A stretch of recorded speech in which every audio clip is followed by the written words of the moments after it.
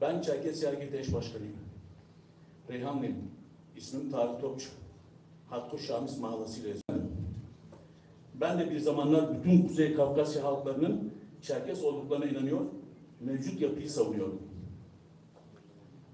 Ama bir yerde artık dünyanın ve Rusya'nın değiştiğine, bizim de değişmemiz gerektiğine ikna oldum. Özellikle Kuzey Kafkasya'daki hayati ve siyasi ilişkileri gördükten sonra. Çerkes halkı artık kendi ulusal kimliğiyle, tarihi vatanımız Çerkezya'da ulus olma vizyonuyla örgütlenmeli. Çünkü Çerkes sorunu ancak Çerkes ulusu olarak tarih sahnesinde yerimizi alırsak çözülmüş olacaktır diye düşünüyorum. Bu nedenle federasyonumuzun öncelikli görevinin diaspora Çerkeslerin tarihi vatanımız Çerkezya'ya dönüşünü örgütlemek olması gerektiğine inanıyorum. Ne yazık ki yönetime talip olan iki grup da bu vizyona yeterince vurgu yapmadılar. Demek ki Türkiye Çerkesleri henüz böyle bir mücadeleye hazır değil. Demek ki biz daha yeterince çalışmamışız. Çalışmak zorundayız.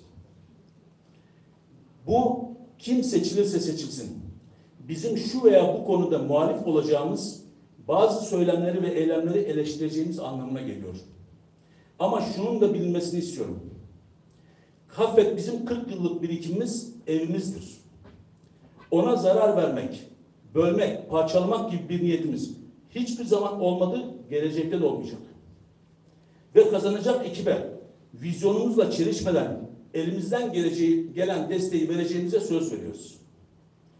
Biz federasyonumuzu Çerkezleştirmek ve demokratikleştirmek, Çerkez yani Adige halkının örgütü yapmak istiyoruz. Değişim istiyoruz. Abhaz, Oset, Çeçen ve dünya halkları ile eşit, karşılıklı çıkarlarımızı gözeten ilişkiler kurmak istiyoruz. Oset halkının vizyonu bizim de vizyonumuzdur. Çeçen halkının özlemi bizim de özlemimizdir. Abhaz halkının barış, bağımsızlık ve dünyanın özgür halklar arasında yerini alma talebi bizim de talebimizdir. Dünyanın bütün ezilen, sömürülen ve asimile olan halklarının baskısız, sömürüsüz, özgür ve eşit bir dünya hayali bizim de hayalimizdir. Ama biz de bütün dünya halklarından, kardeşlerimizden, komşularımızdan bizim Çerkes yani Adige kimliği altında örgütlenme, tarihi vatanımız Çerkezya'da birleşme, ulus olma ve vatana dönüş mücadelemizde bizlere saygı duymalarını ve destek olmalarını istiyoruz. Bunu başardığımızda Kuzey Kafkasya halklarının eşit, özgür ve karşılıklı çıkarları gözeten birliği de mümkün olacaktır. Bu bizim hayalimiz. Geçen 10 yılda bu hayalimizi anlattık, örgütlemeye çalıştık ve bir nebze de olsa mesafe aldık. Ama bir de yakın bir hayalimiz var. Bu kongreleri bir gün Zihakze veya Adige Pseu, Adige Kapseu, Adige Tepkırpseu, Adige Şekupseu sloganları altında örgütlemek istiyoruz. Bir gün bu kongreleri Adige Voyvey sloganlarıyla bitirmek istiyoruz. Bu salonu Çerkes Adige ruhuyla doldurmak istiyoruz. Bugünlerde gelecek inşallah. Şimdiye kadar federasyonumuza emeği geçen herkese teşekkür ediyor. Seçilecek arkadaşlarımıza başarılar diliyorum. Saygılar.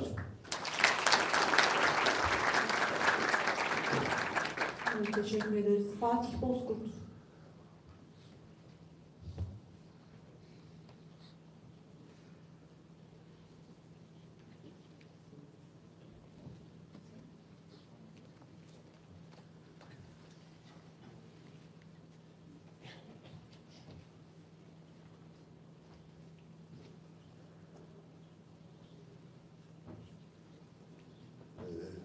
Herkese selamlar, saygılar. Büyüklerimiz hoş geldiler. Arkadaşlarımıza da selam ve sevgilerimi iletiyorum. Ben değişik bir konuşma yapacağım. Dün akşam yarınki toplantıyla ilgili olarak Türkiye'nin her tarafından gelen arkadaşlarımızla beraber olmanın heyecanıyla bir yemekteydik. O yemek esnasında şöyle bir şey geçti. Peki dediler, yarın kime oy vereceksin? Bir sonraki pazar günü. Dedim ki ben fiksini söyledim. Yani oy vereceğim kişi bu.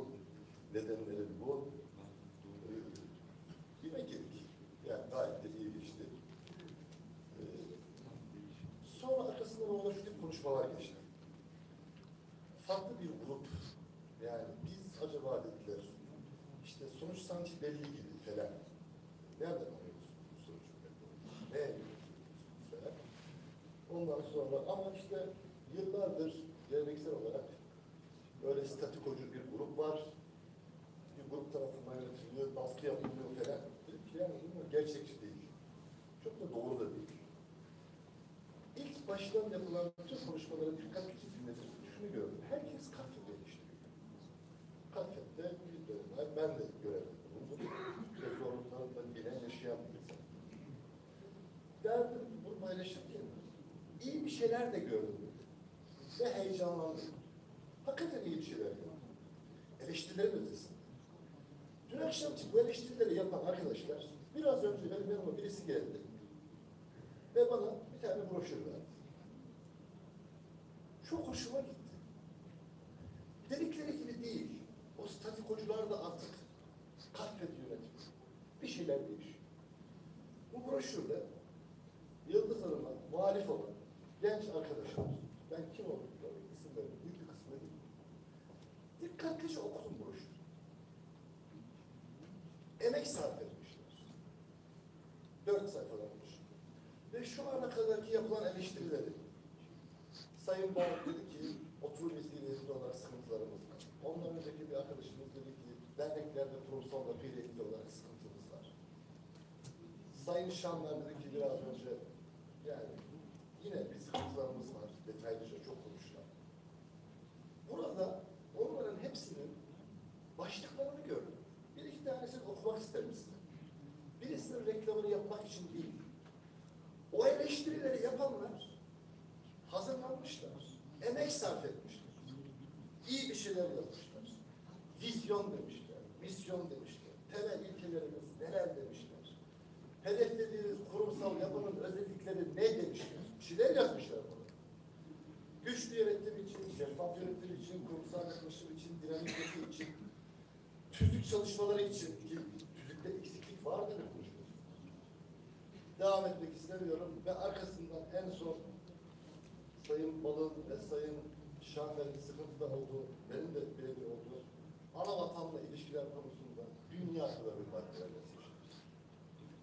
Emek sarf etmişler, hazırlanmışlar ve bir şeyleri de koymuşlar. Bugünkü istişare toplantısının temel amaçlarından bir tanesi de ne diyorsunuzu görmek değil miydi amacımız?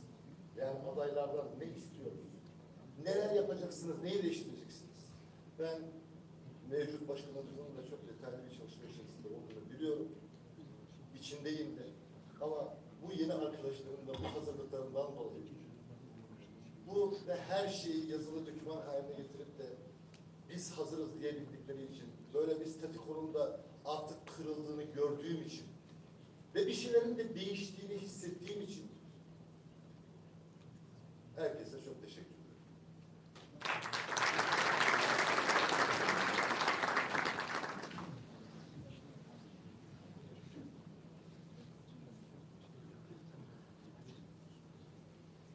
Burada bir yanlış anlaşılma olmasın diye açıklama ihtiyacı hissettim. Bu toplantı yeni adaylar ne yapacak şeklinde bir toplantı değil. Yani bu Kaffet, nasıl bir Kaffet istiyoruz? Geçmiş dönemde Kaffet şunları yapmadı gibi değerlendirme ve istişare toplantısı. Yani böyle bir açıklama ihtiyacı hissettim. Evet Fatih Bozkurt teşekkürler. Sayın Fethi Kanşat buyurunuz.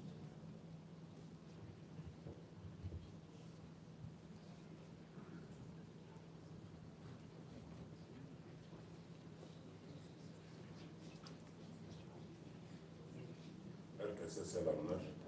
Ben ilk defa böyle bir kalabalığın önünde konuşacağım. Bir yanlışlıklar ortada.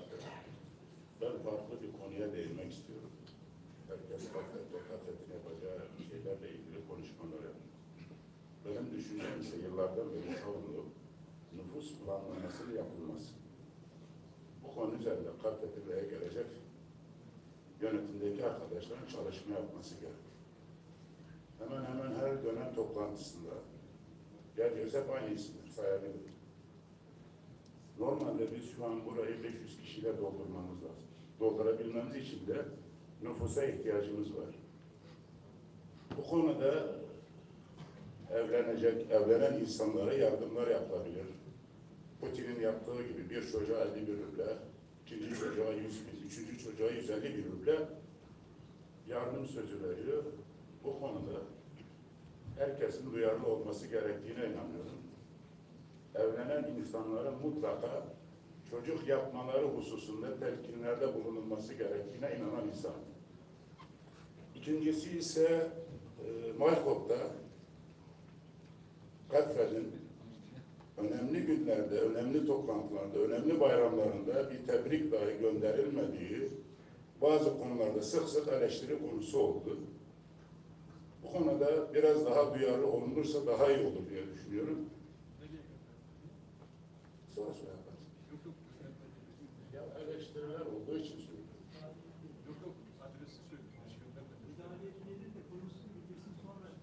Ben ilk defa konuştuğum için heyecanım var. İkincisi, mesela şu an oturum izni Eyüp abinin dediği gibi oturum izniyle ilgili şu an Kadfet'in sitesinde hiçbir şey yok. Ben her gün bak, telefonumu indirdim, her gün kontrol ediyorum. Bugün Maykop'ta İbrahim Çateva gibi edebiyata, sanata, müziğe, tiyatroya gönül vermiş bir insanın bilgileri her gün sitede yayınlanabilir. Yasal değişiklikleriyle ilgili denek var, gala var, bunlardan faydalanabilir. Nalçık'ta bir sürü işte Bekir abinin tanıdıkları insanlar var. Bunlarla ilgili hiçbir şey yok. Tabii sitesi burada. Burada da bakabiliriz. Bu konuda da şikayetler var.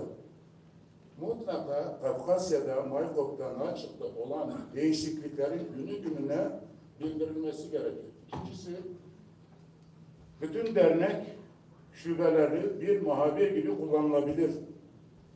O bölgelerde olan cenazeler, düğünler, şunlar, bunlar Kadfeti sitesinde yayınlanabilir. Kesinlikle bunların hiçbiri yok. Ben görmüyorum. Sadece kongre yapıldı, şunlar seçildi, hayırlı olsun. Ben bu konuda gelecek yönetimdeki arkadaşlara şeyler yapmasını talep ediyorum. İnşallah da iyi şeyler olur. Hepinize teşekkür ederim. Evet, çok teşekkür ediyoruz. Kahve'nin web sayfasının dışında bir de sosyal medya hesapları var. Aslında zaman zaman da derneklerin bütün haberlerini ve duyurularını orada yayınlıyorsunuz diye eleştiriler aldığımız da oluyor bu arada.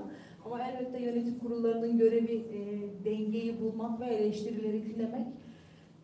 Diğer taraftan Anavatan'daki tüm özel günlerde tebrik göndermek yerine aslında bizzat gitmeyi ve heyet göndermeyi de tercih ediyoruz. Bir şey söyleyeyim. Tabii buyurun.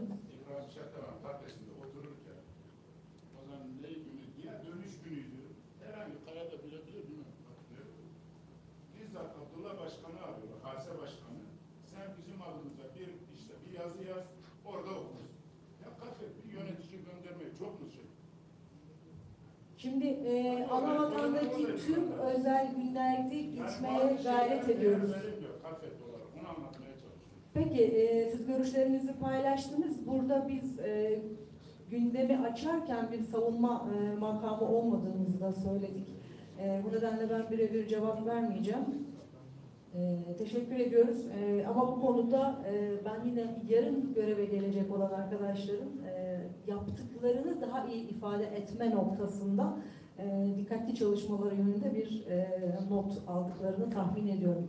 Çok teşekkürler. Evet, Sayın Burhan Şen, buyurun.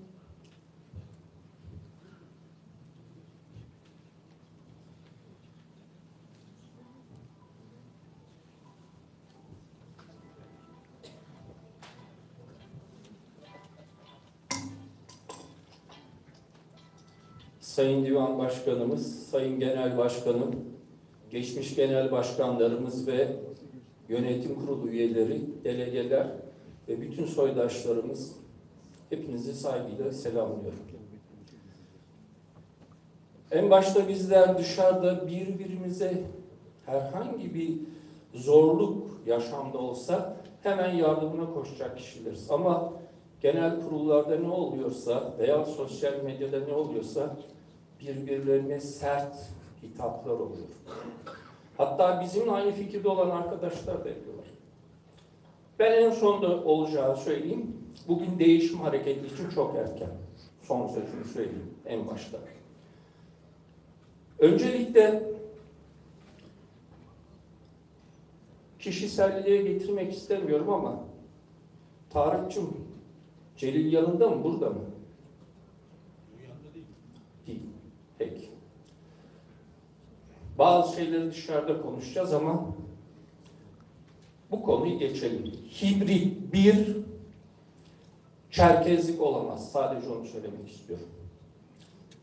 Hibrit stratejileri dünya uluslararası enformasyonlarda herkes biliyor. Birilerine tabi olunmaz ama içinizden soydaş herkese tabi olunur. Burayı kapatıyorum. Bunun da açılması istenirse seçilecek yönetim kuruluyla bizzat konuşacağım. Şimdi gelelim.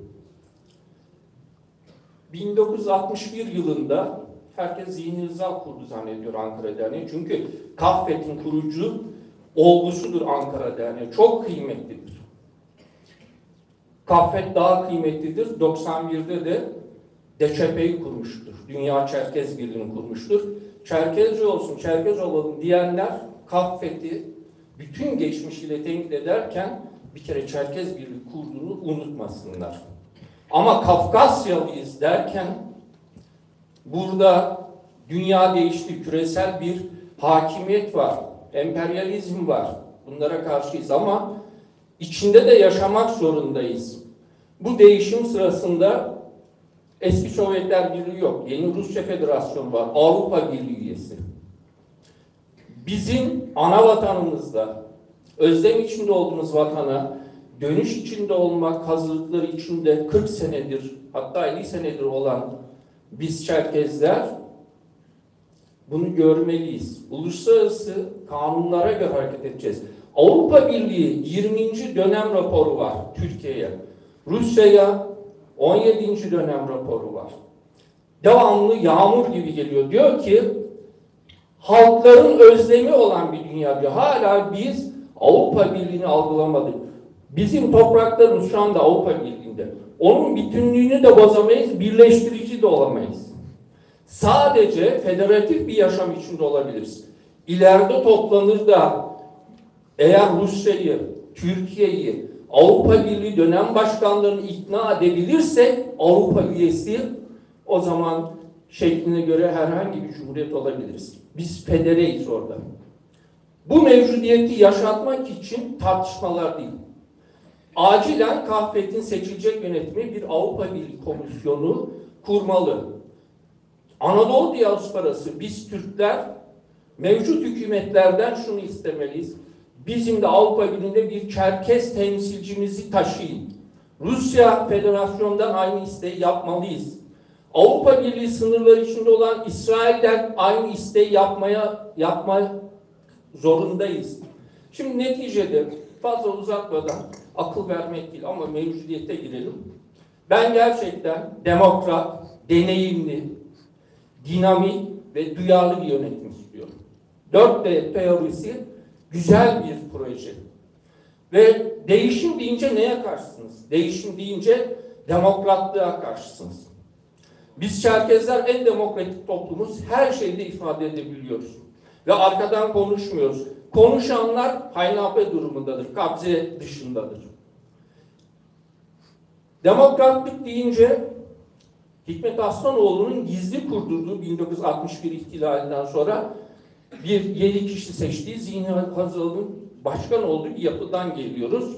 Aynı kişi sonra Ankara Derneği'nin başkanı oldu senatör olarak ve Kemal Cankaz abimize, ikisini de rahmetle anıyorum. Devrederken stratejik bir devir yaptı. Bir tarafta dönüşçüler, bir tarafta Türkiye'ciler gibi bir durum yaratıldı ama o günkü konjektörde hükümetlere karşı Anadolu diasporası bunu yapmak zorundaydı. Canlı şahit olmuş bir çocukluk dönemiyle anlatıyorum. Daha sonra bayrağı alanlar işte 12 Eylül'e kadar Fahri abimizin başkanlığına kadar geldiler. Hep ilerleme oldu. Hep demokratik bir yapılanma oldu. Ama stratejiyi terk etmediler. 12 Eylül'den sonra büyük bir cesaretle 61'de arkamızda destek vardı ama 12 Eylül'de yoktu. Herkesi tutukladılar. Herkesin evlerine baskın yaptılar. O arkadaşlar yılmadan yönetime girdiler. 84'te de Yıldız Başkanımız orada taşın altında elini koyanlardandı. Rahmetli Yan Çotura, Fahri abimiz, Cevat, Kaya konuşanlar ve Aslan Arı'da aldı. Bir bina almış olan bir önceki 60'lı, 70'li, 60'lardaki yönetimlerin üzerine şimdiki genel merkezin olduğu binayı yaptılar. Demokratlık budur. Şimdi deneyime geçelim. Deneyimde bunlar borçlanmadan yaptılar. Kendi ceplerinden yaptılar. Ama şimdi deneyimin karşısında değişim yapacağız diyenler, onları destekleyen bir başka kardeşimiz, eski bir başkan, banka borcuyla devretti yönetimi. Banka borçları herhalde ödendi. Yaşam kenti bahsediyorum. Deneyim borçsuz yapabilmektir. Borç bırakmak demek değildir. Demokratlık borcu temizleyip gitmektir. Borç bırakmak demek değildir. Dinamizm diyelim. Borç hantallaştırır. Ama borçsuz bir kahve ve diğer yönetimler ceplerinden her şeyi karşılayabiliyorlar. Böyle bir kahve istiyoruz. Ben kahve başkan adayı olsaydım borçsuzluğu, yani bizim finansal ihtiyacımıza giderdi. Bizim ayrıca iştirakler yapabilecek bir vakıf kurmamız lazım. Şirketleri olmalı. O nar kartları falan geliştirmeli. Şimdi broşürü okuyorum, saygısızlık yapmıyorum da bize yeniden bir kahve keşfi veriyorlar. Denetim diyorlar. Arkadaşlar kahvenin denetimini yaparsak biz bütün üyeler veya soydaşlar borçlu çıkarız kahvede. Kahve hep cebinden harcayan arkadaşlar. Bunları kayıt da yapmıyorlar. Şeffaflık da vardır, yoktur demeyelim. Daha ileri gideceksek bugün farklı bir strateji olmalı. Hemen kısaltmak için günümüze geleceğim. Nisan ayında seçildiklerinde Yaşar Aslankaya'dan aldığı görevi, o günkü programları başarıyla bitirdiler. Ünikaflar bir eserdir, bir birleşimdir. Y ve Z kuşağına yatırım yapmaktır. Y ve Z kuşağı deyince hemen Amerikan kültüründen gelen kısa bir moda dönemi yapayım. Emperyalizm matbaayı keşfettiğinde kitap, gazete modacılığı yarattı. Faydalı işler. Sonra elektriği bulduğu iki ampulden eğlence sektörleri, yeme içme sektörleri başladı o modası. Derken arabayı buldular. Arabanın emekçi şoförünün kıyafetine kadar 19. yüzyılın birinci yarısında bunları yaptılar. Sonra radyo, teyp bulundu. 60'lara gelindi. Farklı bir YZ kuşağı rock'n'rollcu yetiştirildi. Yani o gün tükettirmek için tükettirmek için hep modalar yaratıldı. Şimdi günümüzde sizler benden daha iyi biliyorsunuz dünyanın ilerlemesini. Elektronik sistemler, iletişimlerle beraber şu gelişti. İnternet sistemi. Şimdi internette bir YZ kuşağı var. Çok rahat provoke ediliyor. Açıyor telefonu, bakıyor ve karşılığında bir şeyler söylüyor, bir şeyler alıyor falan ama bilgi yok. Meşhur bir laf vardır. Gençler bilseler, yaşlılar yapabilseler. Şimdi burada biz çoğumuz orta kuşağız. Bizler biliyoruz ve yapma deneyimi kazanmış kişileriz. Onun için değişim hareketi biraz çok erken. Biraz bilmeleri lazım ve kahveti de provoke edilmemesi lazım. Neticeye dönelim. Ünikaflar çok kıymetlidir. Yıldız Başkan ve bir önceki yönetimde gelişti. 53 tane dernek var. Her derneğin bir ünikafı var. Yanılıyor muyum? Bu ünikafları bölme olmamalı. Nasıl? Çerkezyacı veyahut da Kafkasyacı diye bölge. Bir orta yol bulunur. Ama Kafet kurucu olarak Dünya Çerkez Birliği ismini onaylamış ve en çok delegesi olandır. En son 2015'te bir yönetim seçildi. Evet, Cihan Candemir var, Cengiz Gül var da var. Şimdi netice şuna gelmek istiyorum. Arkadaşlar, bir dönem daha mevcut yönetimi rahat bırakmalı, dernek başkanlarının 53 ildekileri rahat bırakmalı, bir düşünce, bir sinerji yaratmalı, bu düşüncenin etrafında toplanacak İtaatkar soydaşlar olmalı. Gençlik, genç kuşağı bizim kabzemizde yoktur. Bizde tamadelik vardır. Tamade demek yaş değildir. Gençlerin de bir tamadesi vardır. Nereye giderlerse gitsinler. Ama bilgi, görgü, aile yapısına, terbiye ve ahlaka göre geliyorlar. Burada kabze dışındaki bir değişim hareketi olmamalı. Çok söyleyecek şeyler var. Gençler tenkit edebilecekler, ederler, söylerler. Ama gençlerin saygısızlık yapma hakkı yok. Biz 60 yaşına geldik, biz hiçbir zaman büyüklerimize saygısızlık yapmadık. Bir genel kurulda müdahale olmadı. En serti 74'te oldu. Orada da Kemal abi çıktı rahmetli. Adalet Partisi Kongresi'ne çevirdiniz burayı dedi. Akalın büyüsü orada. Şimdi hemen 2 cümleyle bitireceğim. Başladım. Kusura bakmayın. Biz çok demokratız. Nasıl demokratız biliyor musunuz? Bizim sorunlarımızla 60'larda ilgisi olmayan Adalet Partisi değil, CHP'den halkçılık ilkesiyle bütünleşti. 12 Eylül'den sonra bütünleşecek bir parti olmadı. SHP ile oldu, CHP ile birleşikti. Bugün AKP ile bizden ilgili bir program yok. Bizimle ilgilenen yine sol tarafında HDP dahil ilgiler. Bizimle yine CHP ilgilendi. Değer verdi. Geçmiş yönetimin bir başarısı vardı. Kahvet hiçbir zaman siyasete karışmadı. Sadece Çerkezlere ilgili bir yandan ayağına gitti, iletişime kurdu. Ama siyasi denetimi ilk defa bu yönetim zamanında yaptılar. Ünal orada Karaçay. Bütün partilerle diyalog kurdu. Burhan Bey toparlamalı. Tamam. Peki herkesi usulüm aşıyorsa biz de artık yaşlandık. Bizlerde de şekerler falan başlıyor herhalde. Haddimizi aştığımız noktalar oluyor. Herkesi selamlıyorum. Ankara, İstanbul, Eskişehir, Bursa aklıma gelenler, Balıkesir. Bunlar kıymetli derneklerimiz. Değişmiş erken. Daha dikkatli düşünelim. Saygılar. Selam.